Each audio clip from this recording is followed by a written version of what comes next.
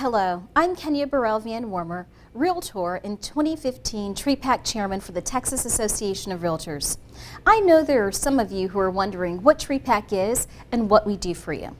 TREPAC is our political action committee. Investing in TREPAC allows your local and state associations to financially support and help elect realtor champions. This means having realtor-friendly faces at all levels of government. Understanding that government will always be a part of our process and our industry, it is important to remember that having friends and lawmakers who understand what we do and why we do it is important.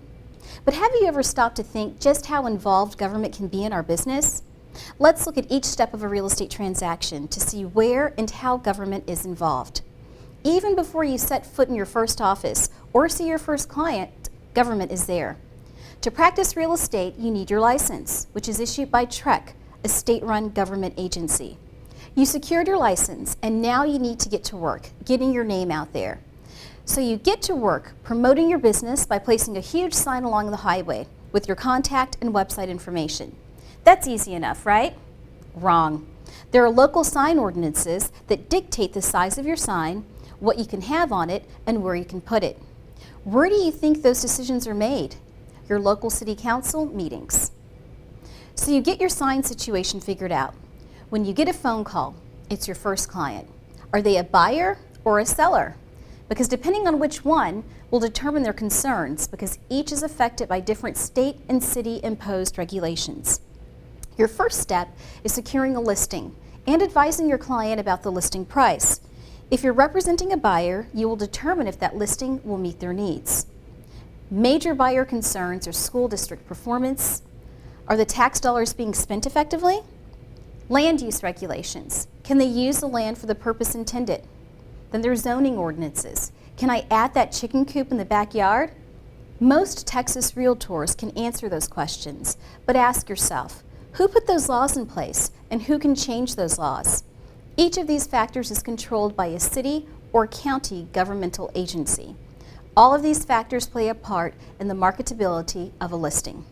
So now you've secured a listing and your client is comfortable with the asking price, and now it's time to put it on the market. Well, guess what? The government is there to tell you where and when you can display open house signs. Once again, government is a part of the process. You've done a great job with marketing this listing, and now it's time to think about offers and the purchase contract. Once again, government will be involved. Remember those land use ordinances and assessment districts? You may have to provide information on how a property can be used or special taxes in the disclosures to a potential buyer. Your client has received an offer, and it is time to get this escrow rolling. Your buyer is now busy putting together purchase financing. The government will be right there with you. There's Fannie Mae, Freddie Mac, and FHA, which dominate the secondary mortgage market, which means the government is involved in almost every home loan. Also, there may be state and local programs, like a first-time homebuyer program. This is another chance for state and local programs to help make homeownership possible. When it comes to purchase financing, the government will definitely be at the table. All that hard work is about to pay off. You have made it to an accepted offer, and it's time to close. And government is still there for the transaction. Point of sale inspections, natural disaster insurance, and floodplain maps are just a few examples of government agencies being a part of the process. Great job! You got your license, you secured a listing, or you are representing a buyer and have successfully marketed the property. Purchase financing was secured, the offer was accepted, and you closed on escrow. Congratulations! Now it's time for the commission check and one more chance for government involvement. How does a tax on services at 8.25% of your commission sound? Thankfully, that is not the case, but it has been proposed time and time again by the Texas legislature.